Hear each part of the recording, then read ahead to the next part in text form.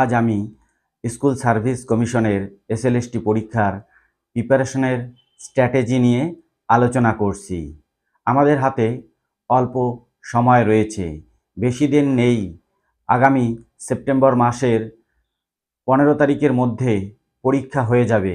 সুতরাং আমাদের প্রিপারেশনে একদম ঘাটতি রাখা যাবে না। বর্তমানে একটি খবর বের হচ্ছে, স্কুল সার্ভিস কমিশন ওয়েবসাইটে দিয়েছে যে আপাতত ফর্ম ফিল আপ বন্ধ, কিন্তু পরীক্ষা নির্ধারিত তারিখে হবে না তা কিন্তু বলা হয়নি। তাই আমাদের পরীক্ষার প্রিপারেশন বন্ধ করা একদম যাবে না। আমাদের নির্ধারিত সেপ্টেম্বর মাসেই পরীক্ষা হবে বলে ধরে নিতে হবে। আর এই অল্প সময়ের মধ্যে আমরা কিভাবে পড়ব? কারো কারো হয়তো মনে হতে পারে যে কিছু তথ্যভিত্তিক নোট ও এমসিকিউ প্র্যাকটিস করলেই হয়তো সফলতা আসবে, কিন্তু এভাবে সফলতা আসবে না। আপনাকে অবশ্যই টেক্সট বইগুলো পড়তে হবে। ধরুন আপনি প্রতিদিন 13 ঘন্টা পড়াশোনা করছেন, তার মধ্যে আপনাকে 10 ঘন্টা টেক্সট বই খুঁটিয়ে পড়তে হবে। বাকি 3 ঘন্টা আপনি তথ্যভিত্তিক নোট পড়তে পারেন বা এমসিকিউ প্র্যাকটিস করতে পারেন।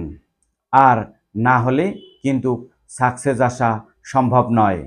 তাই এখন থেকেই আপনাকে টেক্সট বইগুলো অবশ্যই খুঁটিয়ে পড়তে হবে এবং খুঁটিয়ে পড়ার পাশাপাশি আপনি কি করবেন? গুরুত্বপূর্ণ তথ্যগুলো টুকে নেবেন এবং পরীক্ষার ঠিক 10 দিন আগে আপনি আপনার টুকে নেওয়া তথ্যগুলোকে রিভিশন দেবেন এবং অন্যান্য যে সমস্ত তথ্য রয়েছে সেই সমস্ত তথ্যগুলোকে পড়বেন এবং এমসিকিউ প্র্যাকটিস করবেন। আর আপনাকে পাখির চোখের মতো এসএসসি পরীক্ষাকে ভাবতে হবে যে সেপ্টেম্বরেই হবে এবং আমি অবশ্যই পাস করতে পারবো। এমনও অনেক ক্যান্ডিডেট আছে যাদের টিউশন পড়াতে হয়, তাদের তাদের অসুবিধা রয়েছে, কিন্তু অসুবিধার মধ্য দিয়েও আপনাকে সফলতা কেড়ে নিতে হবে। যেরকম আপনি হয়তো টিউশনে পড়াচ্ছেন, টিউশনে সারাটা টাইম কিন্তু আপনাকে ছাত্রের পিছনে দিতে হয় না। আপনি স্টুডেন্টকে লিখতে দিলেন, সেই সেই ফাঁকে আপনি আপনার টুকে রাখা তথ্যগুলোকে রিভিশন করলেন।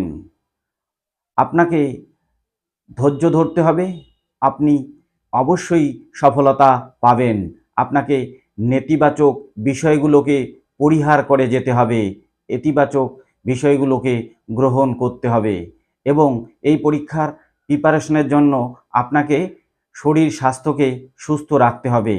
আমাদের মস্তিষ্ক চিনিকে সহ্য করতে পারে না, তাই চিনিযুক্ত খাবারগুলোকে পরিহার করার চেষ্টা করবেন। ধন্যবাদ।